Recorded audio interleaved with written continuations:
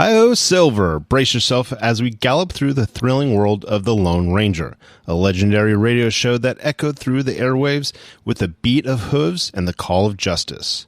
Meet the mysterious Lone Ranger, a masked hero whose identity remains shrouded in secrecy, and his steadfast companion, Tonto. In the vast expanse of the Old West, the Lone Ranger and Tonto rode together, their deeds echoing through the canes and prairies.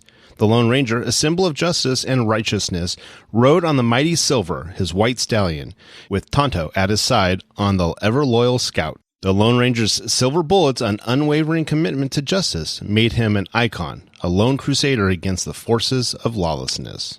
Tonto, his trusted companion and a skilled tracker, stood by his side, adding depth to their dynamic duo. Together, they rode their steeds, Silver and Scout. The Lone Ranger and Tonto galloped into the hearts of our listeners, and their adventures becoming legendary. The sound of the galloping hooves and the Lone Ranger's stirring call, "Hi-oh, Silver!" became synonymous with justice prevailing in the Old West.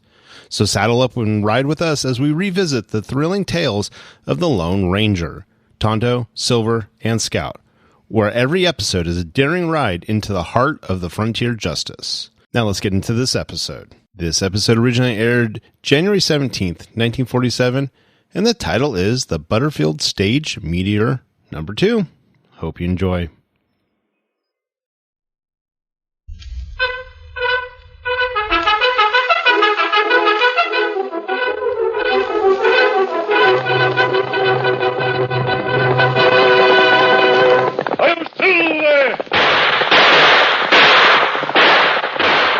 Fiery horse with the speed of light, a cloud of dust, and a hearty hi-yo, Silver, the Lone Ranger.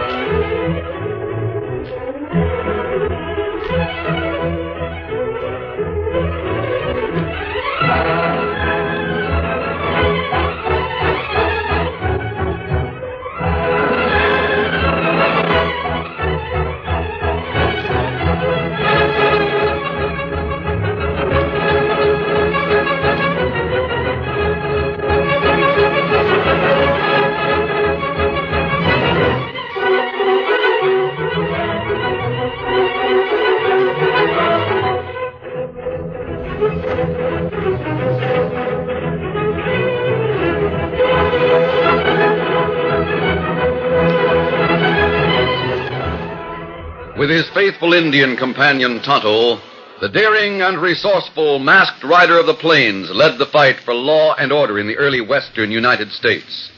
Nowhere in the pages of history can one find a greater champion of justice. Return with us now to those thrilling days of yesteryear. From out of the past come the thundering hoofbeats of a great horse, Silver. The Lone Ranger rides again. Come on, Silver! Let's go, big fellow! Hi-yo, Silver! Ahoy!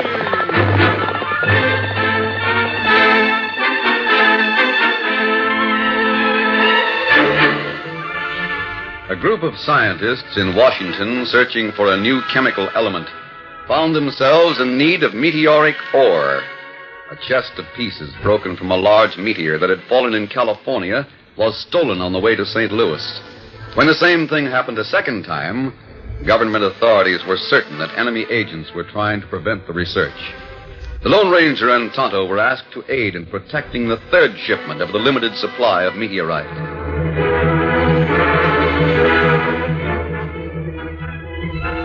The Lone Ranger and Tonto sat on a hillside overlooking a town near the border between California and Arizona. It was there that the heavy wooden chest containing chunks of meteorite was to be loaded on the Butterfield stage that had just arrived. Stage won't pause any longer than necessary, Tonto. We'd better be ready to ride. Scout, Silver, all saddled. Sukin's all tied in place. That's good. We ride alongside Stage? No, Tonto.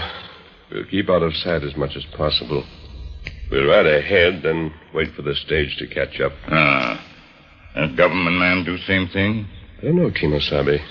He may travel on a course parallel to the Stage, or he may ride in the Stage as a passenger. Between now and the end of the journey, I've got to locate him and identify myself.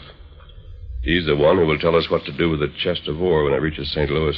In letter him say you know him by silver bullet. Yes. He said he'd be wearing a silver bullet. I wonder what he meant by that. Maybe him wear it in gun belt. That might be what he meant. I wish the last part of that letter hadn't been burned. Look, Kemosabe. Huh? Passengers get on Stage. Yes, I see them. Why Stage carry passengers on trip like this? The government authorities thought a special Stage might attract too much attention. Oh. That's why they're sending the chest on a regular run with Jim Clark as a driver. You say chest hold part of Meteor? Yes, Tonto. What's that like? Well, it's like rock. Porous rock. It contains many minerals. Oh. It worth more than gold ore? No, Tonto. It's practically worthless from the standpoint of mineral ore. But it's valuable to the scientists. You see, scientists all over the world are trying to find a new element. They already know quite a bit about it. They think it may have unusual properties and will lead the way to many great discoveries. Maybe it's a good idea we see who ride on Stage, huh? I learned about the passengers when I was in town last night. Oh. There are only two passengers. A girl named Mary Deming and a man named Martin. Me see tall man standing next to Stage. That's Martin. Plenty thin. I think he's a professional gambler. But not much is known about him. Him and girl both go to St. Louis? Yes, Tonto. Maybe Martin, federal man. He might be. We go close, see if him wears silver bullet? No, not now, Tonto. Jim Clark, the driver, is going to try to find out for us. We'll talk to him at night when the coach makes a stopover. Tonto, there's a wooden chest. And it's plenty heavy. 2 men carry it from station. They're not putting it in a boot. They're putting it inside the Stage. Otto, that chest holds the element that our country's greatest scientists are waiting for.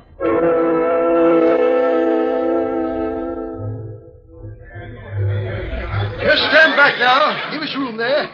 We got to get this chest aboard. All right, heave it up. All right, shove it away. Get aboard now. We're all set to go. Let me give you a hand up, miss. Stand aside. I'll help the lady. Thank you. Right with me, as long as you both get aboard without delay. Yep, we're all ready. You may remove the step and tell the driver to get going. All right, Slim. And the name is Martin. Yeah. All right, driver, take it away. Get up there! Come on, you critter! Get up!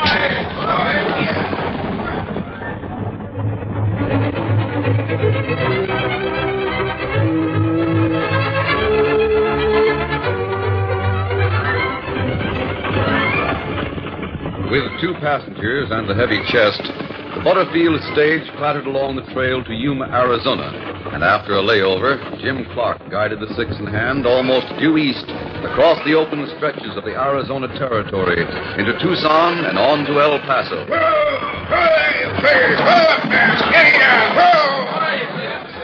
Here we are, folks.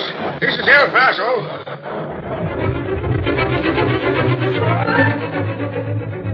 The passengers found rooms in the hotel. The horses were stabled.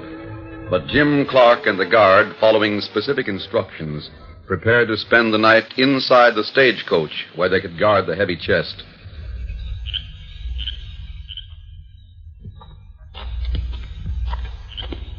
The Lone Ranger and Tonto moved through the darkness toward the stage, then paused. The masked man sounded a signal. You sure Jim know what that means? Yes, Tonto. I'm sure he will. Him answer. Wait here, Tonto.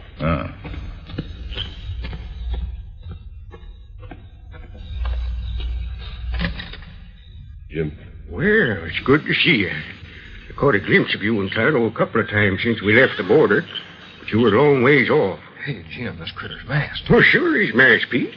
He's the man I told you about, but... I've heard about you, Pete. You and Jim have a pretty responsible job. Pete's a shotgun guard. Yes, I know.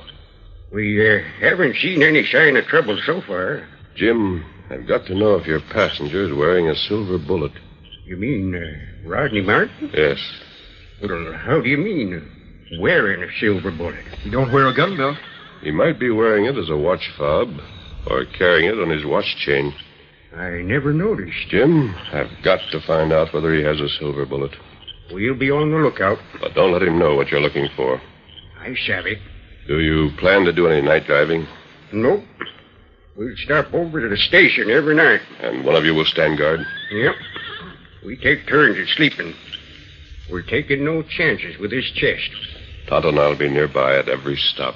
I understood there was to be a government man on guard. Have you seen anything of him? No. Have you? I got a suspicion I'm carrying him right in my stage. Martin? Yeah.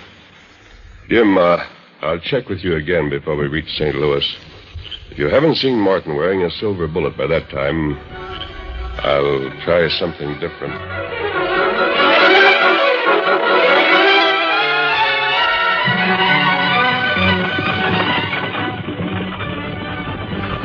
Day after day, the stage pushed on across the state of Texas, with the Lone Ranger and Tonto never far away.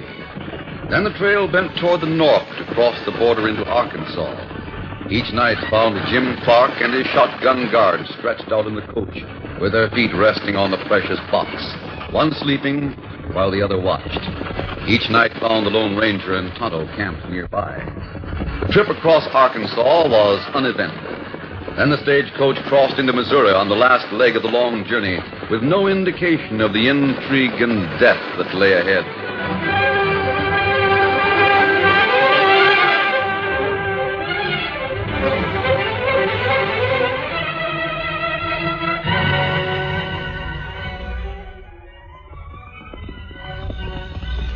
In Missouri, two men rode slowly through the night. They were known as Vince and Rankin, the pair that had tried to interfere with the Lone Ranger at the very beginning of his adventure. Where is this cave that's supposed to be full of evil spirits? Dead ahead, Vince. You'll be there in a couple of minutes. Uh-huh. How long do we have to wait there? Till the boss comes, and that won't be long. He'll be there right after we meet the stage. You've been to the cave, haven't you? Yeah. What sort of place is it? Will you see it? I hope you're not superstitious, Vince. Me? I'm not superstitious. That's what the early settlers said when they heard the Indian stories about that haunted cave. Then when they investigated, they decided to give her a wide berth. No one goes there now. That's why the boss picked it for a hideout. Sure. What's it like? Well, in the first place, you hear all sorts of curious noises. If it's dark, you see things shining in the corners and the walls and the ceilings and... Wait till you get there. You see for yourself. According to the schedule, the stage is due to pass near here tomorrow. That's right. It stopped in Gopher City tonight. It'll come by here about noon tomorrow. That's when we move.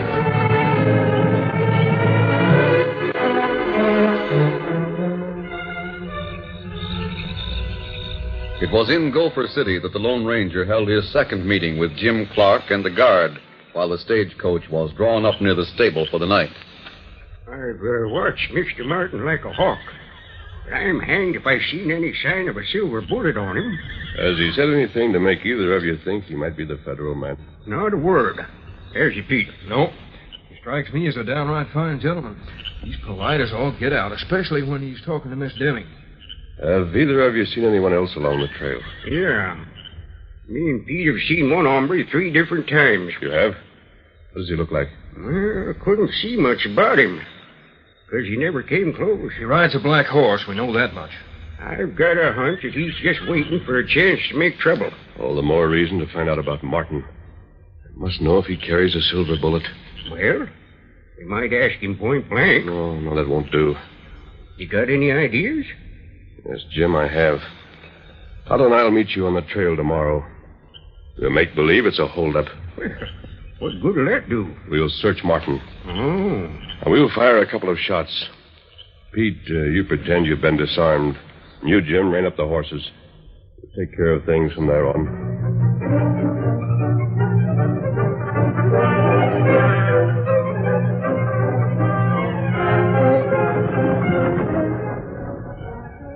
At noon the following day, Vince and Rankin became alert as they heard the stagecoach approaching. It's the Butterfield stage, all right? That's the one we want. Get ready, Vince. As soon as it comes close, we'll jump out of ambush and start shooting. Great day, Rankin. Rankin, do you know who them two are? They're stopping the stage. They shot away the guards, right? Yeah, they're the two we met once before. The masked man and the Indian named Tonto. Sure enough. Come on, Vince. This is our chance to square up with them two and get that chest at the same time. How come they're sticking up the stage? I thought they was... Never mind that. Come on, we're going to get them, and that's all that counts. Yeah. Get up there. Come on, get up.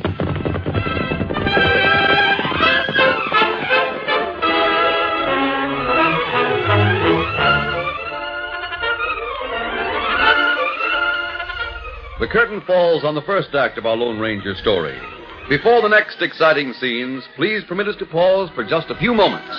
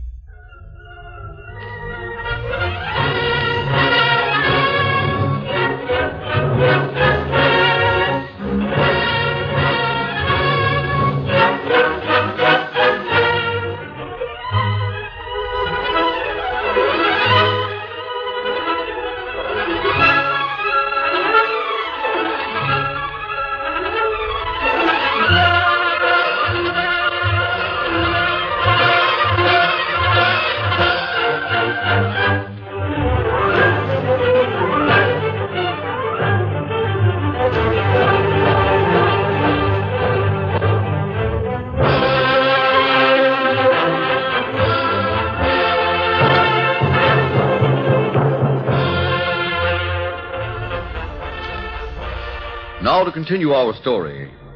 Jim Clark had driven the Butterfield stage all the way from California without learning whether or not Rodney Martin wore the silver bullet, which would identify him as a government agent.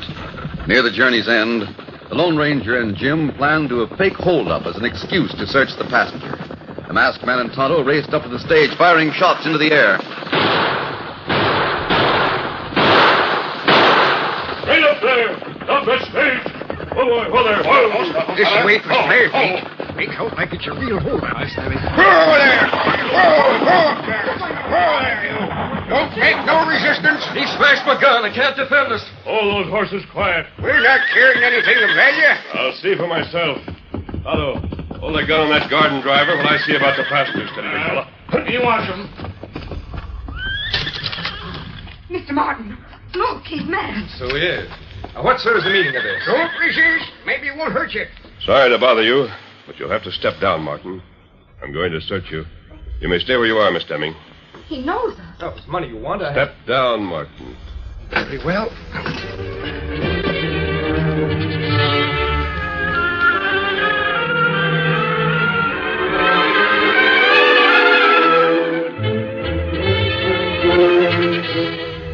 Unknown to the Lone Ranger, Vince and Rankin had planned a real robbery to get the contents of the chest that had been brought from California. Seeing the stagecoach halted, they rode in hard.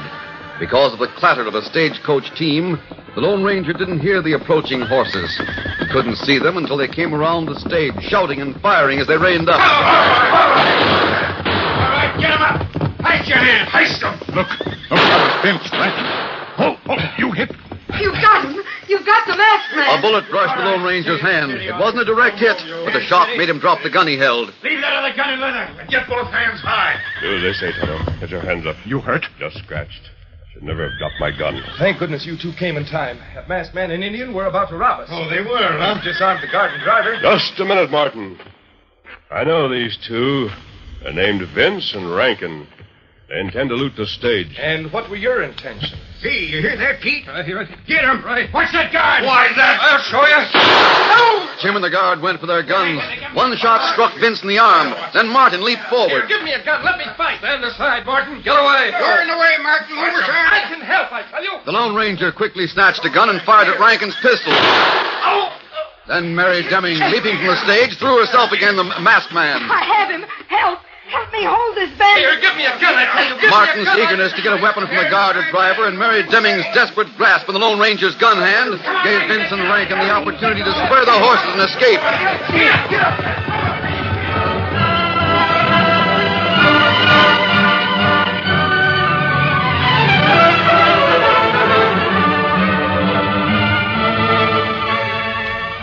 It took but a moment for the Lone Ranger to step away from the panic-stricken girl and for Jim Clark to push Rodney Martin to the side. But by that time, Vince and Rankin had made good their escape. Confound it, Martin. Why in tarnations you have to jump all over me and Pete? Sorry. If you hadn't gotten our way, we'd have nailed those two that tried to rob the stage. I wanted a gun to help fight. And you, Miss Deming, that masked man might have got those crooks if you hadn't grabbed his gun arm. Well, I thought those two were trying to help us. I thought this masked man was the robber. I was so I frightened. didn't stop the stage to rob anyone. I stopped it to search this man. For what? I'm looking for a man who wears a silver bullet. Stand still while I search you. Me search him. You got wound. Just a scratch, Tonto. Sorry about this, Martin. I know nothing about a silver bullet. I'll find out for myself. Well, I guess you've told the truth. You're not an outlaw? Jim, hold the stage right here until Tonto and I return. We'll try to overtake those crooks. We ought to be getting on to St. Louis. The cargo counts a lot more than capturing them two. Hey there, Silver. You'll not be gone long, Jim. Rankin was hit in the arm. I don't think you'll travel far without stopping to dress the wound. Are you ready, Tonto? You ready? Steady, big fella. Come on, Silver. Get up, Scout.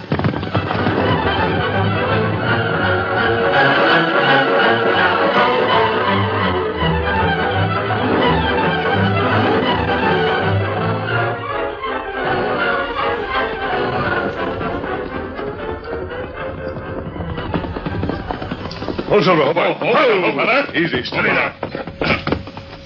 Tracks go right into that cave, Tonto. That's right. We take horses inside. No, we leave them here. Maybe cave headquarters. Tonto, you hear that? Ah. Comes from the cave. We hear plenty Indian story about Spirit Cave somewhere near here.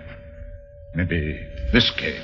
I remember something about it. Indians say bad spirit live in cave. It'd be a smart move for men who wanted to hide, to use a cave people were afraid of. Come on, we'll go inside. Keep your guns handy. Those two may be waiting.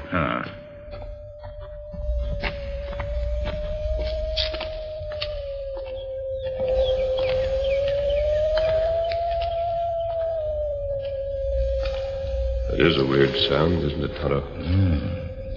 It's scary Indian like voiceless spirit. It's probably nothing but the wind blowing across a natural chimney. Look there, Kemosabe. Purple lights in corner. Something phosphorescent. It's foxfire.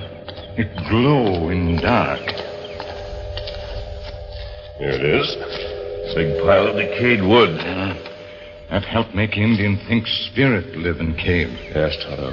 Why wood glow in dark? The glow comes from a fungus. It grows on decayed wood.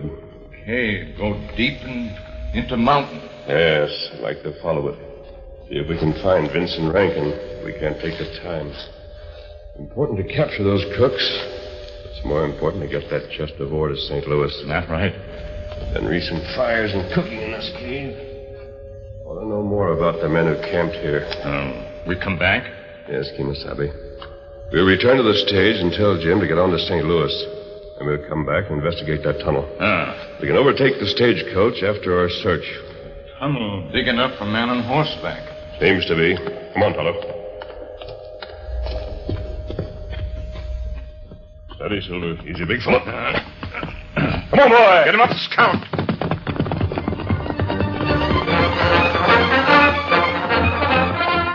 The Lone Ranger and Tonto followed the hillside trail to the valley where they had left the stagecoach. The big Butterfield didn't come into view until the masked man rounded a bend. And then it was less than a quarter of a mile away. It was easy to see that something was wrong. Come on, Silver! Scout! Jim Clark, the driver, and Pete, the guard, lay on the ground. Not far away, the passenger, Rodney Martin, was sprawled motionless. Oh, Silver! Oh, Scout! Oh, fella! Take a look at the guard while I see how badly Jim's been hurt. It looked plenty bad. Jim's been shot in the chest. We'll soon know if any... Jim. Dead. How about the guard, Tonto? Pete, shot through heart. One shot for each of them. Help. Help me. Girl inside stage. See about the other passenger. Maybe him dead, too. Please. Please cut these ropes. Oh, it's you again. The masked man. Yes, Miss Deming. Thank goodness someone's alive to tell us what happened. Just a minute, and I'll cut you free. Oh, it was terrible. It was frightful. I'll never forget it. The wanton, cold-blooded murder. I don't know how any of us survived. There. Thank you. There's also a rope about my ankle. I'll get it. Rub your wrist to restore the circulation. All right. You know the men who did this? I may be of some help to you. It's more here. There you are. 2 of them were here before. Those 2 you chased. Vince and Rankin? Yes. Yes, they came back. And there was another man with them. This time they didn't stop to talk. They shot the guard and driver. Then they hit Mr. Martin with the barrel of a gun and tied me. Then Martin wasn't shot? No. Here, I'll help you down. How's Martin, Tonto? He'll not hurt bad. Oh, thank goodness for that. I guess he'll be all right. Seems to be regaining consciousness. That poor driver and the guard. Steady, Miss Deming. What shall we do? What can we do? We'll see that you get to St. Louis. Martin not hurt bad. Him just hitting head. I think I'll be myself in a few minutes. What about the others? Jim and Pete are dead. We're going to get the men who shot them. Oh, Miss Deming said that 3 men came here. Yes, that's right. 3 men. The 2 you saw. Who was the 3rd? He was a stocky man. I'd say about average weight. Anyone you knew? No, but we'd seen him several times since leaving California. We saw his horse in the distance a number of times. A very black horse. Yes, I believe Jim described the horse that way. At least the chest is still here. Oh. What did they do after they tied you, Miss Deming? The chest. They opened it. They did? They smashed the lock with bullets. Let me see. What matter, Kemosabe? Empty. It was full of rocky stuff. It looked like melted stone with a lot of holes in it. And there was quite a bit of rocky dust. They took out everything. What did they do with it? They loaded it into saddlebags. I see. What in the world was it? What was so valuable that men would commit murder to get it? But just a mineral ore, Miss Deming. But it came to this Earth years ago from outer space. Outer space? It's believed that it came from the constellation Andromeda. Andromeda? What about those thieves? You going after them again? Martin, can you drive the stagecoach to St. Louis? I'll be glad to try if it'll help. It will mean that Tonto and I can get after the thieves. Oh, then do so. Do so at once. You'll have to take the dead guard and driver with you. Of course. We'll wrap them in blankets and put them in the stage. You can ride on the driver's seat with Martin. Very well. You know, in spite of that mask, you seem to be on the right side. I think I am. I hope you catch those murdering thieves. Have you any idea where to look for them? Yes. You know where to find them? I think we can go straight to their hideout. The Lone Ranger and Tonto have a shocking surprise when they return to the cave where the wind makes eerie sounds and foxfire glows in dark corners. Be sure to tune in to the next episode in the adventure of the meteor from outer space and see what happens with the arrival of the man who wears the silver bullet. I'm Silver! Hi.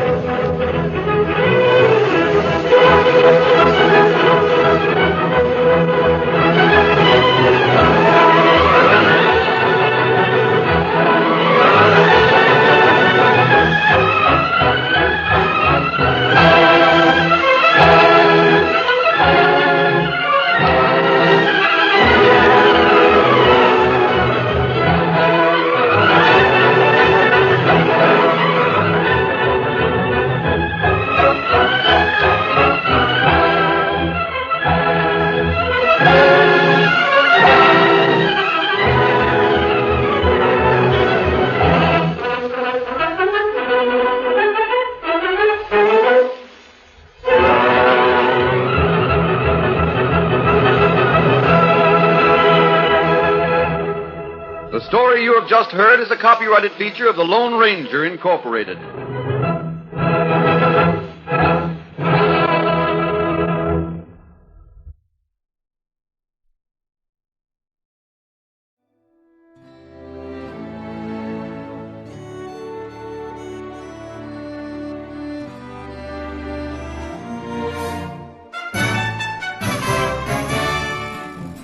This has been a presentation of OTRWesterns.com, and we hope you enjoyed. Please take some time to like and rate our shows in your favorite podcast application. Follow us on Facebook by going to OTRWesterns.com/Facebook. Subscribe to our YouTube channel by going to OTRWesterns.com/YouTube. And send us an email, podcast@OTRWesterns.com. You can call and leave us a voicemail, 707-986-8739. This episode is copyright under the Attribution Non-Commercial Share-alike copyright. For more information, go to OTRWesterns.com/copyright. Have a great day, and thanks for listening.